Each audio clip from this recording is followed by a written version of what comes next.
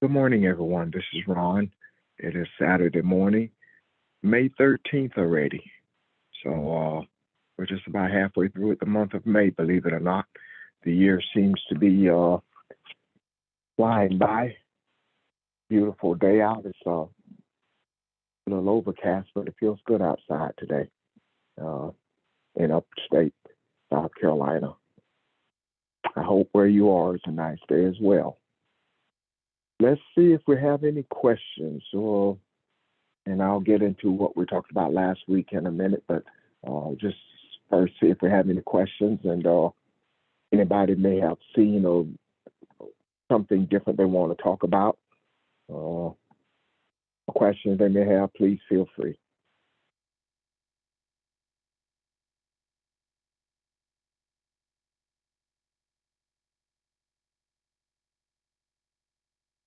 Okay. Uh, the last time we gathered last week, we talked about Luke. I was mentioning something, and I used these verses as a kind of a guide, I guess, and I wanted to go back to those and talk about them again, and kind of glean some understanding of them. Uh, I was, I think these verses are trying to tell us something, and I think it readily describes where we are now from a spiritual perspective. Verses Luke chapter 9, verses let's see, 57 through 62. We'll read all of those and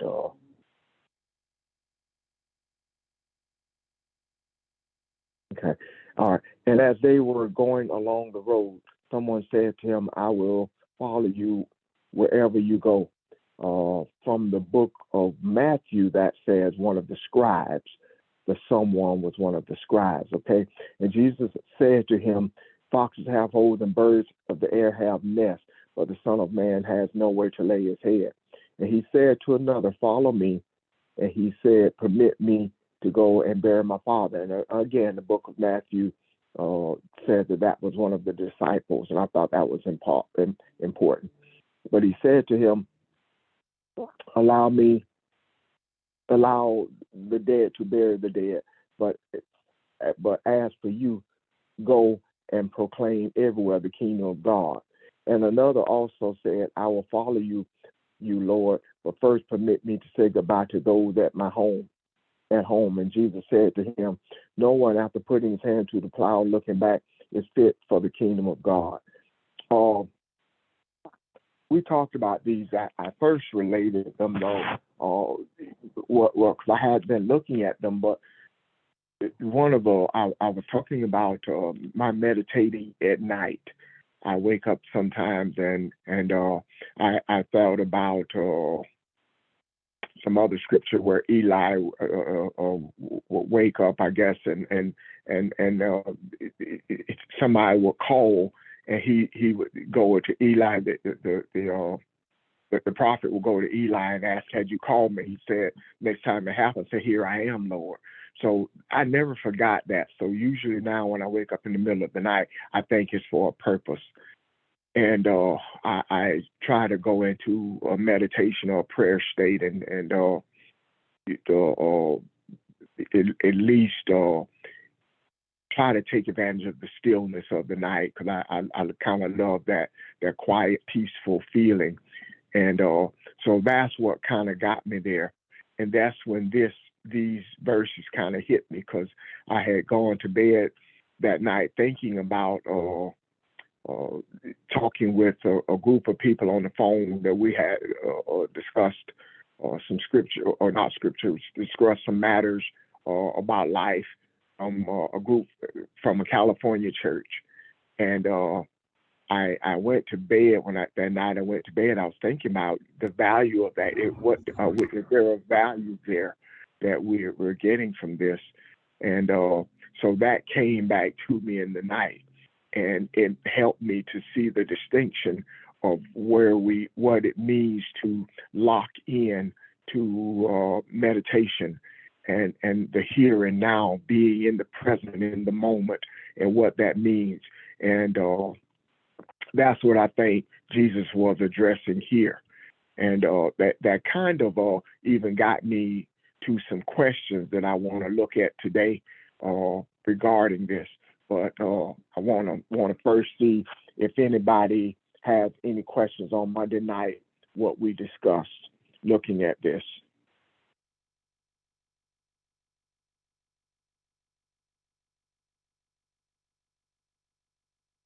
Hey, this is Nick. Okay. Yeah. Hey, Nick. I want to know, what are people's reactions to seeing verse 58, where Jesus says, "And the foxes have holes, and the birds of the air have their nests, but the Son of Man has nowhere to lay his head." When you hear that, and it's for anybody on the phone, what does that mean to you?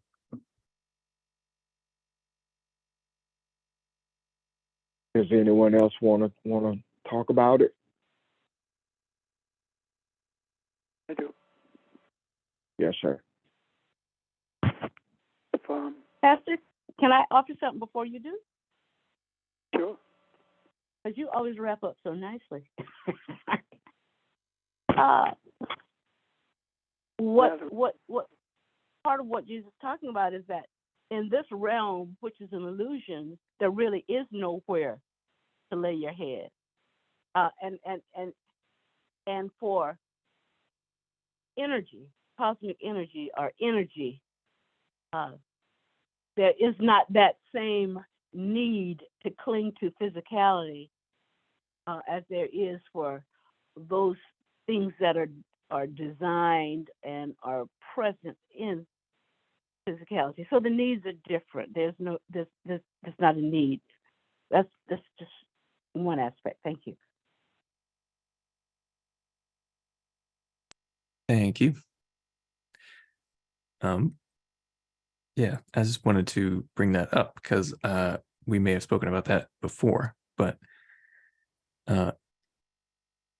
therein is as you said, the explanation for the need for the consciousness of human beings to search for their own origin and their own source, which is the creator. So it's a distinction that exists between the consciousness of human beings and the consciousness of other animals who have not yet crossed that sort of threshold into humanity, if that makes sense. But I just wanted to point that out. Thank you.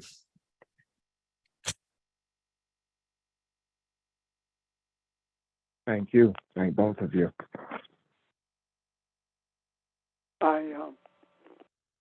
When I read it from, I heard it rather from Matthew, where it says that the scribe said to him, and then it looks at Jesus saying to the one scribe that I have nothing to offer you. I don't even have a place to lay my head. So if you are following me because you're expecting to get something out of it or from me, there's nothing I have to offer. And that's simply another aspect of the understanding. Also, what I saw in that is the message of animals know who they are, meaning that they know. Men don't know what authority they have. The idea of heads also speaks to authority. Men don't know. They're not aware of the authority they have, power that they have, and that leads them doing anything. But I lean much towards the idea of not having a place to lay your head, meaning have nothing to offer you, as well as the offerings that Barbara made to it. And all of those, all of have the same. All those mean the same thing. Come from the same thing, rather. In keeping with the Hebrew and Aramaic, that a parable or a word has multiple meanings depending on the context of it. That's what I see anyway. Okay. Thank you, Pastor. Anyone else? I want to maybe take this in a different place. I hope not, because I want to discuss this because I don't see it all. I've been reading some stuff, and I'm looking at, and this don't sound like it relates, but it relates. Some stuff I've been reading that talks about energy, talks about dimensions of the mind, dimensions of man, and how and where we exist. And I don't quite understand all that, but I think I understand enough to start a conversation on it.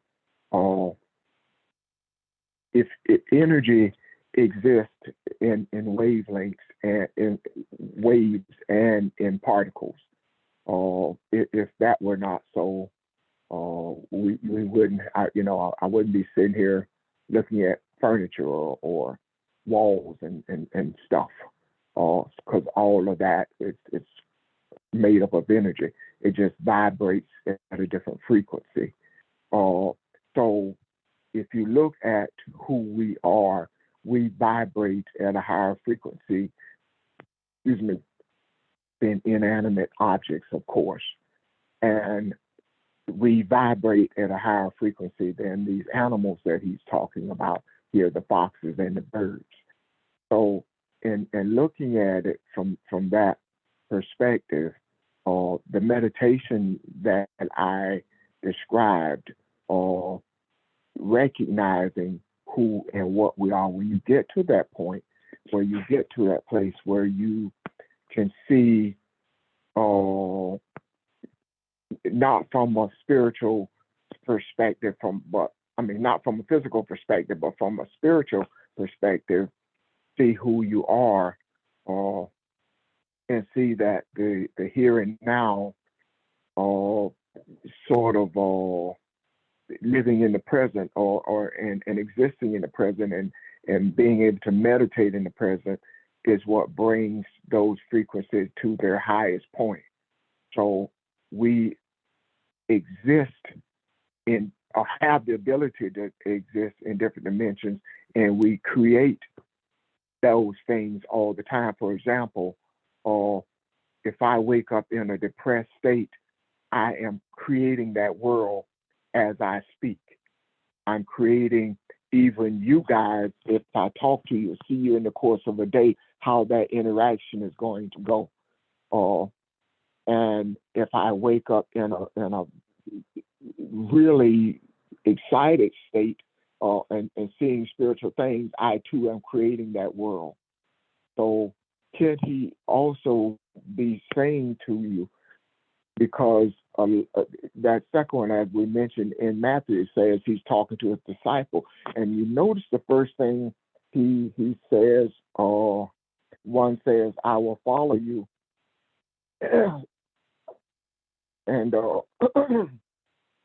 the second one, Jesus says to him, he says, "Follow me." So follow me is talking about, as we've talked about before, you are no longer yourself. I am no longer the Ron that my ambitions and my goals and my dreams and my values. So you are in a different place of awareness. And the follow me says that you are able to see those higher things that vibrate at a higher frequency. And the looking back, or the confusing thing or compromising those things of value with those earthly things that you once valued. So what I'm seeing and relating it to where we are, and I hope I'm making sense. I know I'm kind of going a little long. If we are at the place that I think we're at right now, then being able to see yourself from that higher realm or from that different dimension, we are able to create those spiritual worlds, and you see things differently, which says to me that it is the how-tos, it is the turning of the renewing of the earth, it is the seeing the heavenly things different. It is living with the Father, where He says, "I and the Father are one." It is literally bringing us to that point, and that's kind of where I see this, and I'm wanting to if you guys see it from that perspective and what that would mean to us. I said a lot. If I need to repeat something, let me know. If that made sense.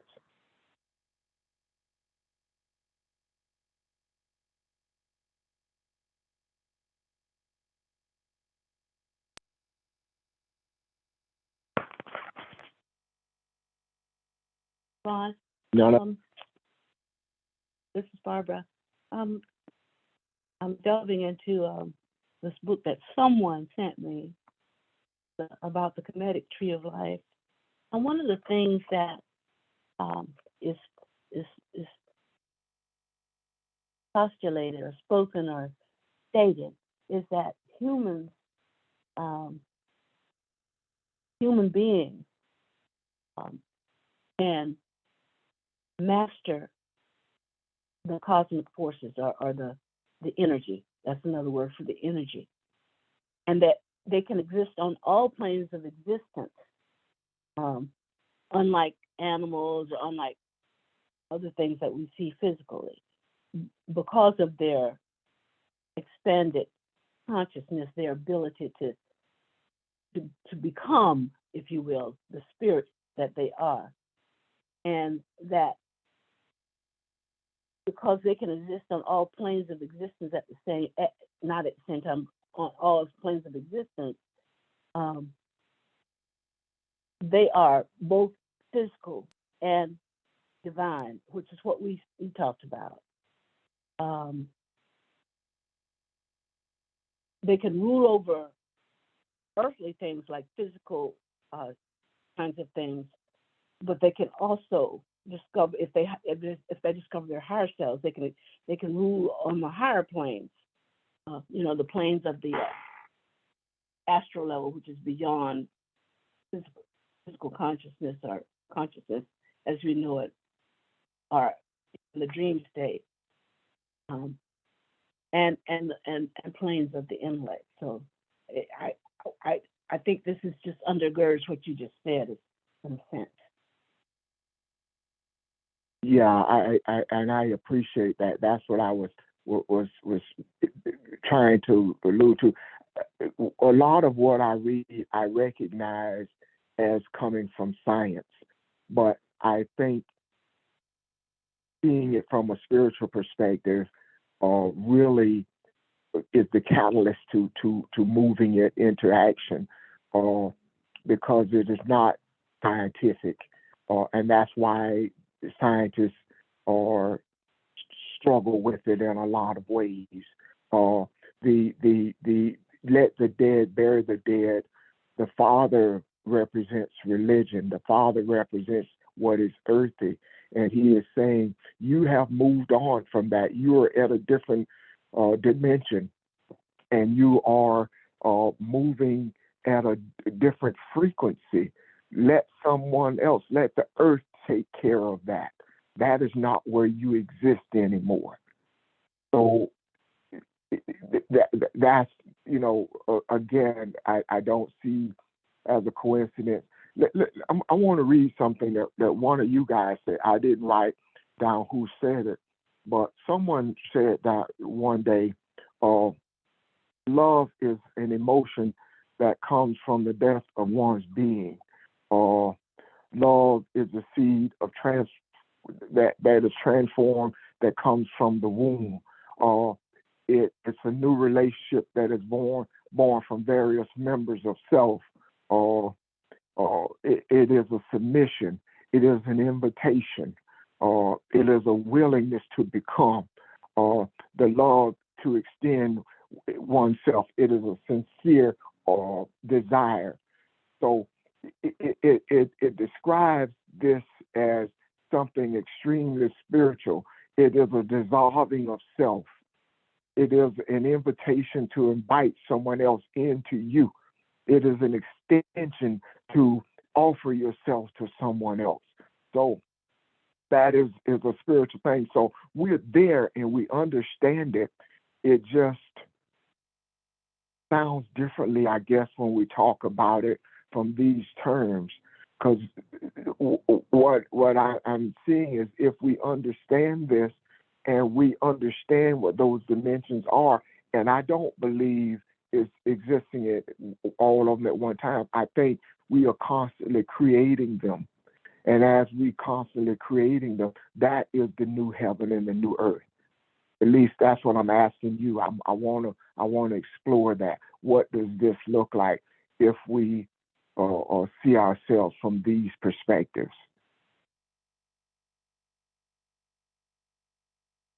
Hello, everyone. This is Sheldon.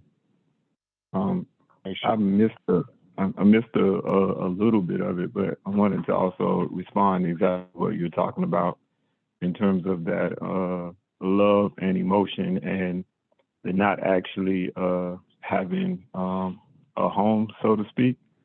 That little small part is utilizing that same exact love and emotion that you're talking about to actually serve as a catalyst to push us to create, so that we're not content. So in a sense, is a constant reminder, which of course all of us, and as often happens, sometimes we try to bury that particular thing and live normal and, I guess, be completely peaceful in a sense. But you think about, for example, all of the great creations by man, human beings, or the actually creation of music and art and things like that. Many times there is a great power and emotion that is pushing those particular things, where one has to, in a sense, move. There's motion. In the same sense where there is not exactly, for lack of better words, a safe haven to feel completely safe to the point where I'm just supposed to stay here and not move whatsoever. It is that feeling a little uncomfortable that pushes man to create here in the earth.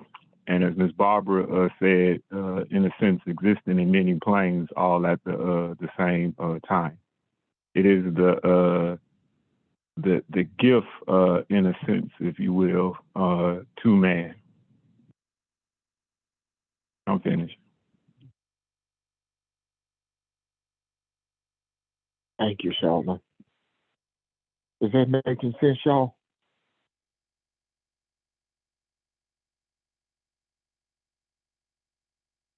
Hey, this is Nick again. Sorry. Thank you, Sheldon. I totally agree. That is the catalyst that very much pushes us in the direction of unraveling the mystery that we find ourselves within. But I wanted to respond to or Ron, you were mentioning the energy in the various planes, or proper, you said the various planes upon which we exist. And Ron, you mentioned the fact that we are creating them. So both of those things are very true. But as it relates to the creation of a new heaven and a new earth in the way that we've been talking about, that is I believe that is the sort of our collective agreement as it relates to our physical experience. It is our collective agreement to exist within what we have chosen to create. And the sort of new heaven and new earth, purely spiritually, is the sort of new energetic state of the self when we make that transformation from essentially mundane, materially based awareness to a sort of more purely spiritually based and aware of our ability to connect to each other in non-physical ways state of existence. So the new heaven and new earth is very much a shift to a new form of existence that comes with the remembering who and what we are, but not just in the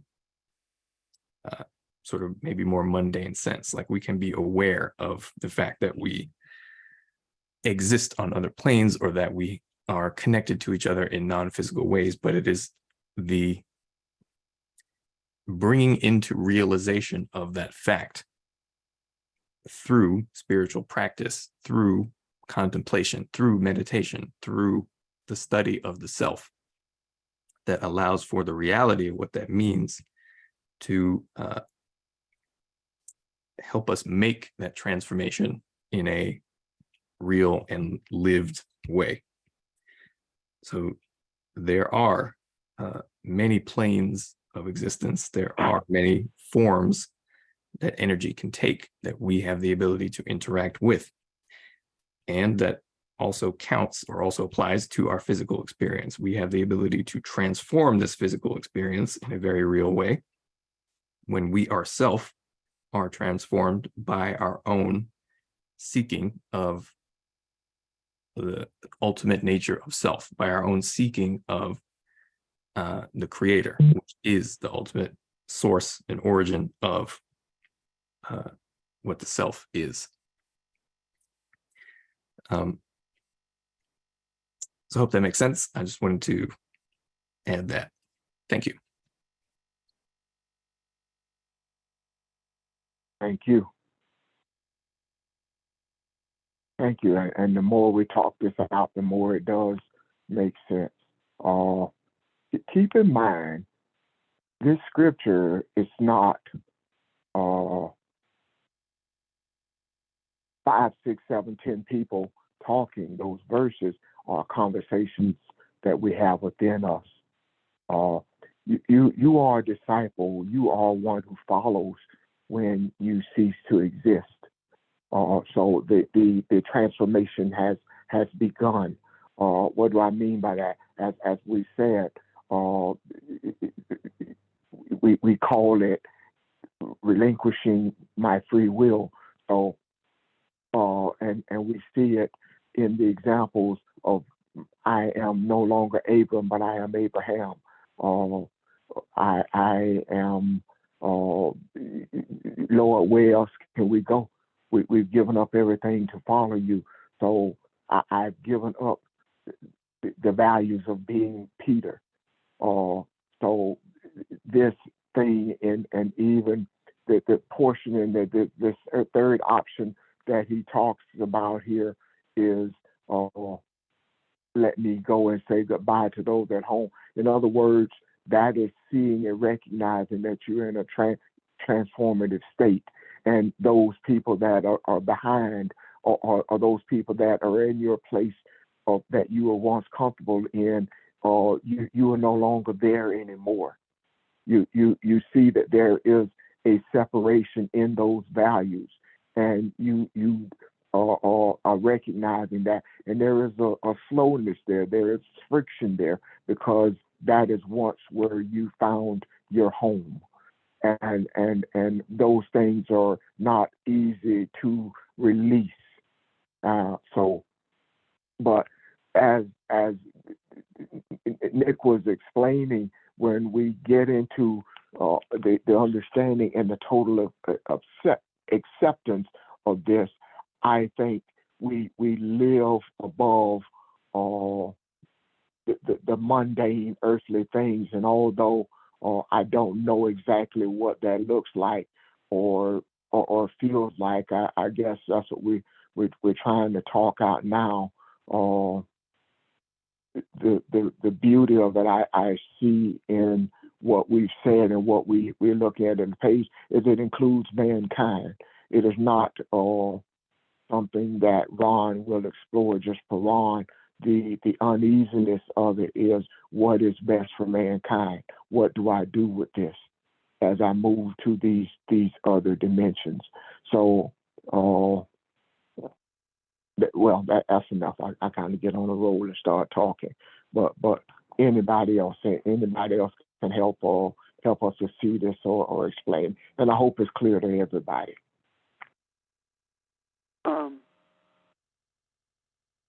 The idiom of let the dead bury the dead also speaks to the idea of the generosity of the villages at that time. And there are those who say, instead of saying let the dead bury the dead, the word community and dead are so closely related with a mistranslation that says let the community bury the dead. And as opposed to let the dead bury the dead.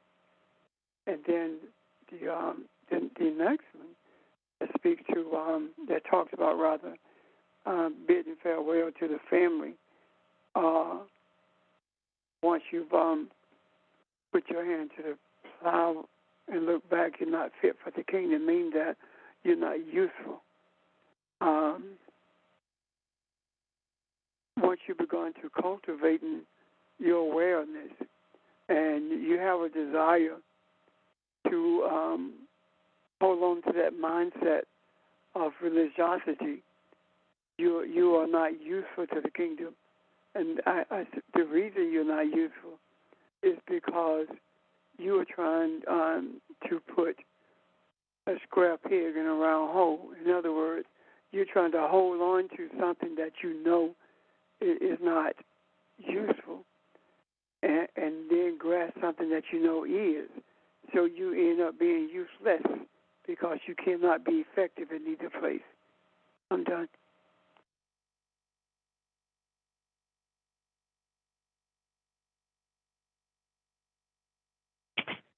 Okay.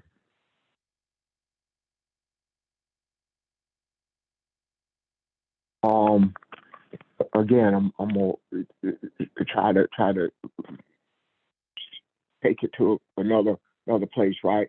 So if we're understanding this, and I think based on the conversations that we are, I think we see this phenomenal called death as existing on a less than a more dense place of vibration, maybe, and maybe this is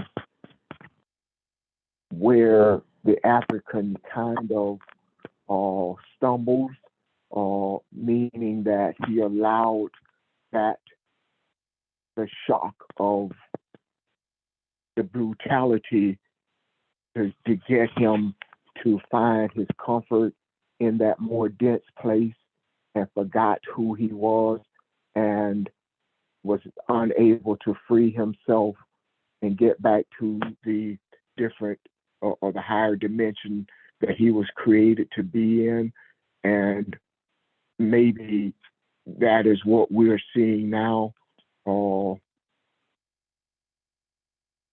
Let me stop there. Does that make any sense at all to you? Yeah, it does. And if I could respond to that, it's Please. that is essentially what happened. The African was unprepared to deal with the nature of the spiritual confusion that they were presented with. But as for why they were unprepared, there's the consciousness moves through phases and seasons. And if you think about it, like we're not in the same state of mind that we are when we first wake up in the morning versus the middle of the day versus the end of the day. And if you can just sort of project that onto humanity as a collective, there are sort of phases we go through. So we are sort of more aware of ourselves spiritually, or more connected. We feel more in balance, versus not aware spiritually versus we feel out of balance, depending on time of day, depending on what we deal with, etc. Now, the sort of spiritual trajectory that we hope to be on is one of getting to the place where we learn how to be in balance and aware all the time. But it's a process of learning on that path, as it always has been and as it always will be. But collectively, humanity goes through those same phases. And at the phase, I believe anyway, the phase at which the European, the newest group of people in the earth, began to contact the African was, or we're coming out of it now, I believe, but it was basically the lowest point in our sort of collective spiritual state. And the type of culture and the type of mindset that low, we could say low vibration spiritual state produces is best exemplified in the European. And there's a bit more nuance there, but that's sort of generally what it is. And it was incredibly shocking because even the African's lowest spiritual state was more connected than the sort of perfect expression of ignorance. And in our sort of collective low vibrational state, we collectively met our true enemy.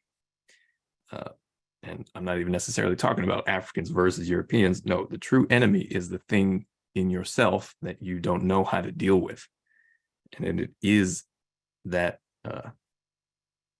essentially selfish aspect of self.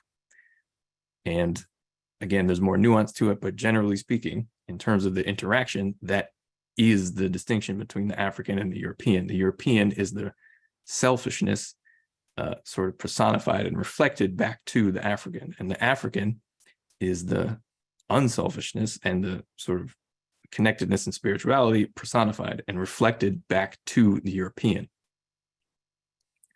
And it is about learning to resolve the conflict between those two things, which is actually the conflict within self, and learning how to transform the nature of that self, that selfish aspect of self, so that we don't go down that trajectory, that path any further.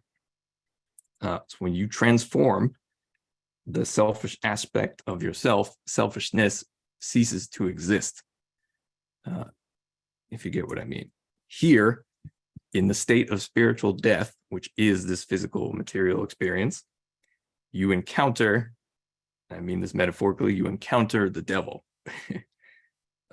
And I'm pretty sure this is an African proverb I've heard somewhere, but you cannot kill the devil. It is impossible. You can only transform it.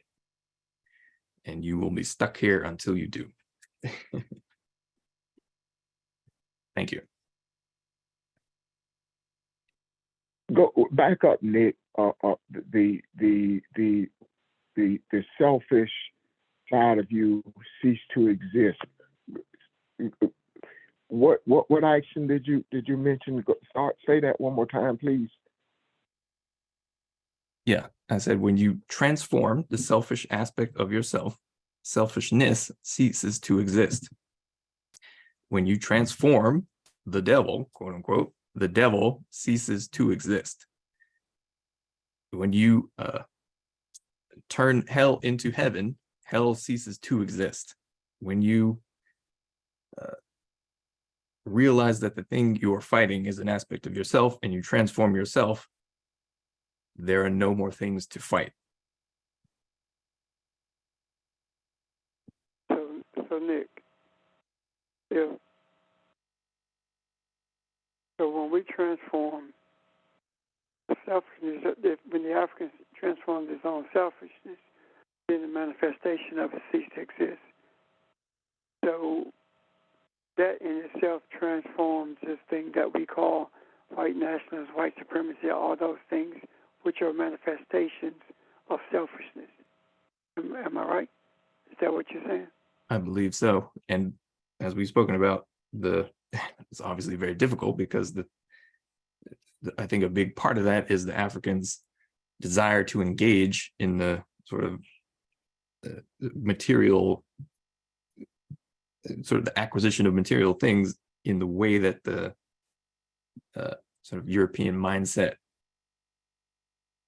wants to. And we mentioned that you want to be like the people who essentially enslave you, and until that is gone, then the devil, quote unquote, will continue to exist.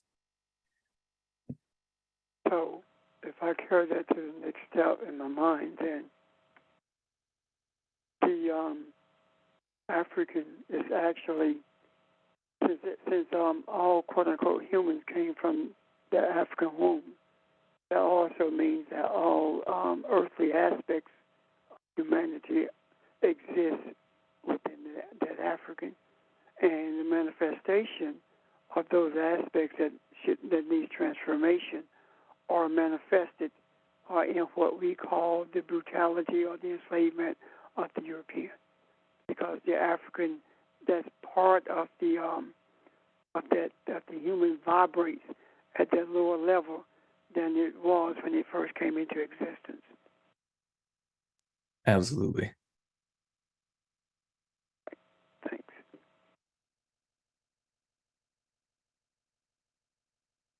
Thank you. That Nick, Pastor, that was my next question. I think you just answered. Where are we as today in the here and now, and the face to face with your meditations and your values? What is next? What do we see? How do we move from what we discuss into putting it into reality?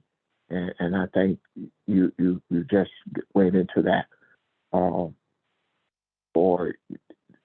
does someone want to elaborate further? Well, let me add, we are doing that. We, everyone physically incarnate on this phone right now, we were born in the gap. And like we've talked about, needing to stand in the gap to make that, to anchor ourselves to the other side of the transition that we're attempting to make. All of us were born into that space. And we are still in the beginning of the transition, although it accelerates the further we get into it. But it is maintaining our own sense of spiritual connectedness, and it is being a representative of that as we live our lives, as we encounter other people, as we carry that vibration with us wherever we go, and it ignites something in other people, even if they are not yet consciously aware of it. But that is the method that we use to make sure that that gap is crossed, that that transition is made. So it's a combination of remembering who you are and demonstrating that to other people, as I'm sure we've mentioned before. Thank you. Thank you. Questions or comments, anyone?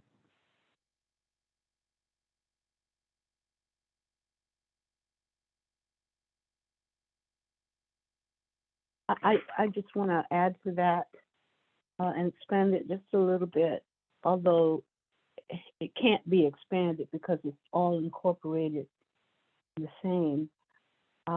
We talked about studying the Sephra and what they meant, loving kindness, harmony, judgment, all of that.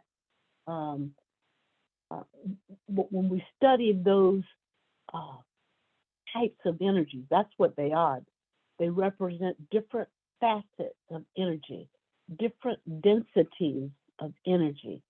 When we study those, as Nick said, we begin to live it. And the way we do that is not only do we incorporate what it is we learn about ourselves, we begin to think that, speak that, and be that. We think that, we speak it, and we act that way. So that's part of what Nick was talking about. That we become those aspects that we uncover the knowledge of as part of ourselves, of the authentic spiritual being that we are. And it takes practice, some of it. It doesn't just come. Someone cuts you off in the highway and cuts in front of you. Your first instinct is, what the heck is going on? But through practice and through meditation and through thought and through desiring to become a being of love, a being of justice, a being who's balanced, this then becomes part of our day-to-day activity. So I'm not suggesting that it just comes ordinarily. It takes practice. You gotta. Some of it you gotta think about it until you don't have to think about it. Like a jazz musician plays, he may play, but at a certain point, that musician becomes music, begins to improvise in that jazz rendition. So that musician becomes what it is he's providing, in a sense. Great example. Great example. And I love the way the music comes out in our sessions. Someone starts a tune or invites a subject or a topic, and everybody picks up on the vibration, and we play in tune with each other. And when we're done, we have hopefully woven a beautiful piece of art for the universe to share with mankind. This has been beautiful this morning. It may have started off a little fragmented or hard to understand, but it was pulled together beautifully. And I hope that everyone has a thought from that. That's pretty much all I have. If anybody else has a question, but I think we did the subject justice in bringing clarity to it. At least I hope so. So is there anybody, any other thoughts or questions on the matter?